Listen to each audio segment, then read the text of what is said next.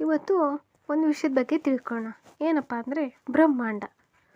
ಬ್ರಹ್ಮಾಂಡ ಎಂದರೇನು? ಏನಿದು ಬ್ರಹ್ಮಾಂಡ ಅಂದರೆ? ಕಾಲಕ್ರಮೇಣ ಮಾನವರು ಬ್ರಹ್ಮಾಂಡದ ಬಗ್ಗೆ ವಿವಿಧ ಕಲ್ಪನೆಗಳನ್ನು ರೂಪಿಸ್ಕೊಳ್ತಾ ಇದ್ದಾರೆ. ಪ್ರಾಚೀನ ಖಗೋಳಶಾಸ್ತ್ರಜ್ಞರು ಮತ್ತು ಗಣಿತಜ್ಞರು ಬ್ರಹ್ಮಾಂಡವು ಚಲನೆ ಇಲ್ಲದ ಭೂಮಿಯನ್ನು ಕೇಂದ್ರವಾಗಿಟ್ಟುಕೊಂಡಿದೆ ಎಂದು ನಂಬ್ತಿದ್ರು.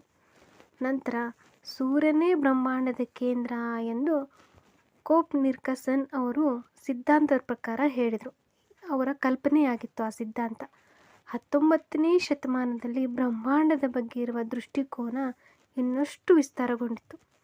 ಬ್ರಿಟಿಷ್ ಖಗೋಳಶಾಸ್ತ್ರಜ್ಞ ಹರ್ಷೆಲ್ ಅವರು ಸೌರಮಂಡಲವು ಬಹಳ ದೊಡ್ಡ ನಕ್ಷತ್ರದ ವ್ಯವಸ್ಥೆಯೊಂದರ ಭಾಗವಾಗಿದ್ದು ಅದನ್ನು ಆಕಾಶಗಂಗೆ ಅಂದರೆ ಗ್ಯಾಲಕ್ಸಿ ಎಂದು ಕರೀತಾ ಇದ್ರು ಎಂದು ಅವರು ಅಭಿಪ್ರಾಯಪಟ್ಟರು. ಈ ಕಲ್ಪನೆಯನ್ನು 70ನೇ ಶತಮಾನದಲ್ಲಿ ಅಮೆರಿಕನ್ ಖಗೋಳಶಾಸ್ತ್ರಜ್ಞ ಹಬ್ಬಲ್ ಅವರು ಮತ್ತಷ್ಟು ವಿಸ್ತರಿಸಿದರು.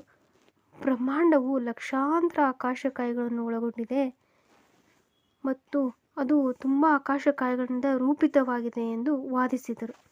ಆಧುನಿಕ ಖಗೋಳಶಾಸ್ತ್ರಜ್ಞರ ಪ್ರಕಾರ ಬ್ರಹ್ಮಾಂಡವೆಂದರೆ ಬ್ರಹ್ಮಾಂಡದಲ್ಲಿ ಇರುವ ಎಲ್ಲವನ್ನೂ ಹಾಗೂ ಭೌತಿಕ ಶಕ್ತಿಗಳ ಮೂಲಕ ನಮ್ಮ ಮೇಲೆ ಪ್ರಭಾವ ಬೀರುವ ಎಲ್ಲವನ್ನೂ ಒಳಗೊಂಡಿದೆ.